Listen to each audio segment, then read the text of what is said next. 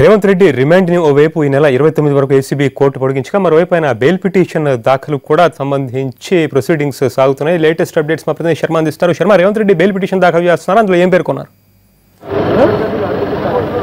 ఓటుకు నోటు వ్యవహారం ఇప్పుడు హైకోర్టుకు చేరింది. రేవంత్ రెడ్డితో పాటు సెబాస్టియన్, ఉదయసింహలి ముగ్గురు కూడా హైకోర్టులో బెయిల్ పిటిషన్ దాఖలు చేశారు. ప్రధానంగా రేవంత్ రెడ్డి మాత్రం తనకు 4 రోజుల పాటు కస్టడీకి తీసుకున్నాక అన్ని విషయాలు వివరించాను కాబట్టి తాను ఒక ప్రజాప్రతినిధిగా ఉన్నాను, ఎక్కడికి కూడా పారిపోను, అన్ని విషయాలు కూడా ఏసీబీకి చెప్పాను అనేటువంటి విషయాన్ని ఆ బెయిల్ పిటిషన్లో ప్రస్తావించారు.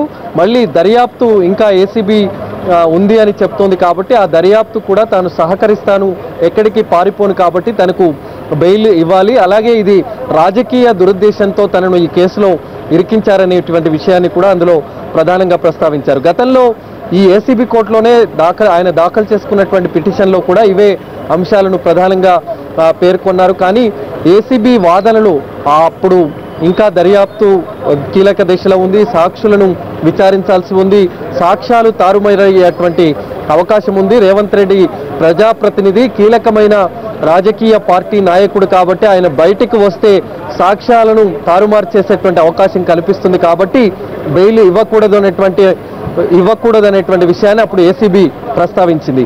అదే అంశానికి సంబంధించి ఇప్పుడు బెయిల్ పిటిషన్ దాఖలు చేసుకున్నారు కాబట్టి మరి ఏసీబీ ఏ రకంగా దీనికి కౌంటర్ దాఖలు చేస్తుంది అనేటువంటిది చూడాల్సి ఉంది. ఇవాళ ఆయన బెయిల్ పిటిషన్ దాఖలు చేసుకున్నారు. దీన్ని హైకోర్టు పరిశీలన జరిపిన తర్వాత ఒక నెంబర్ కేటాయిస్తుంది. ఆ తర్వాత ఇది ఏ రోజున విచారణకు వస్తుంది అనేటువంటిది తెలిసిన తర్వాత దానిపైన మళ్ళీ ఏసీబీ కూడా కౌంటర్ దాఖలు చేయాల్సి ఉంది. ఆ తర్వాతే వాదనలు జరుగుతాయి. వాదనలు పూర్తయిన తర్వాత మరి రేవంత్ రెడ్డికి బెయిల్ వస్తుందా లేదా అనేటువంటిది చూడాల్సి ఉంది.